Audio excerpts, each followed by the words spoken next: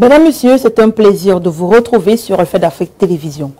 Ouvrons cette édition par l'information relative au projet d'aménagement d'une zone d'activité industrielle-portière pour dire que le Premier ministre a procédé le 24 juillet dernier à la pose de la première pierre du lancement des travaux. Ce démarrage des travaux marque la concrétisation d'une convention de partenariat signée en septembre 2024 entre Arise et le port autonome de Douala. D'un coût de 230 milliards de francs CFA, le projet se déroulera en deux phases. La première phase, d'une durée de 24 mois, concerne l'aménagement d'une zone logistique multimodale de 100 hectares. Elle sera réalisée par la société de projet Dimaba Douala Port Logistique Plateforme, co-détenue par le port autonome de Douala et Arise 2P. Cette phase comprendra la construction de magasins de stockage de marchandises ainsi que des infrastructures de transport routier, ferroviaire et fluvial. Estimée à 160 milliards de francs CFA, cette première phase devrait générer 15 000 emplois directs selon les porteurs du projet. La deuxième phase, d'une durée de 36 mois, concernera la construction d'une zone industrielle-portuaire de 350 hectares. Estimée à 70 milliards de francs CFA, elle comprendra des unités agro-industrielles, un parc à bois, un parc de pêche. Il est également prévu un espace d'hébergement de 50 hectares destiné à accueillir les travailleurs et à soutenir le dynamisme social de la zone.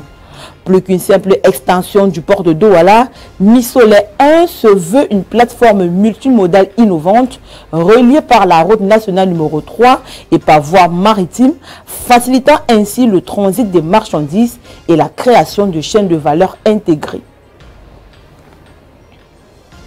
750 000 $, c'est le montant débloqué par les Nations Unies pour lutter contre la propagation du choléra en République démocratique du Congo.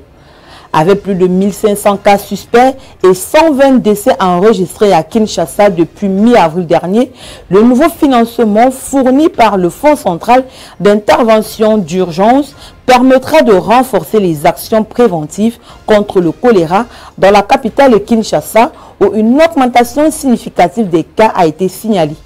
L'agence onusienne a par ailleurs mis en garde contre le risque de propagation de l'épidémie, ajoutant que cette menace s'exacerbe à l'approche de la saison des pluies entre septembre et décembre.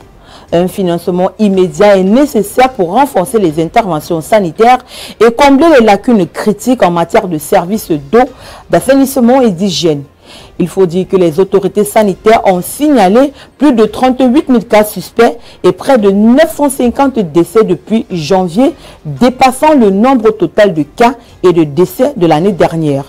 L'épidémie s'est désormais propagée à 17 des 26 provinces de la RDC, dont Kinshasa et Maïndombe, selon l'ONU, qui fait également état d'une campagne de vaccination visant à atteindre 3 millions de personnes dans 11 zones de santé de 4 provinces d'ici la fin du mois de juillet.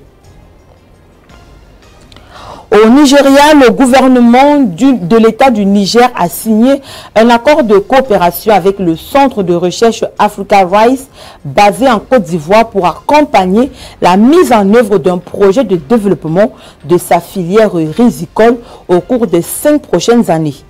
D'un coût total de 1,2 milliard de $, ce nouveau projet quinquennal ambitionne de plus que de décupler la production annuelle de riz paddy dans l'État pour faire passer à 10 millions de tonnes. Les données compilées par le Service national de vulgarisation agricole et de liaison pour la recherche indiquent en effet que l'État du Niger a récolté 707 000 tonnes de paddy en 2024. Cette montée en puissance s'appuiera sur un ensemble de leviers techniques et structurels, notamment la création d'une ferme semencière sur une superficie de 5 000 hectares pour produire 25 000 tonnes de semences certifiées par an, en vue de soutenir la culture de 500 000 hectares de terres agricoles. Les détails sur le financement et la planification opérationnelle restent pour l'instant limités, ce qui empêche d'évaluer la faisabilité du calendrier fixé.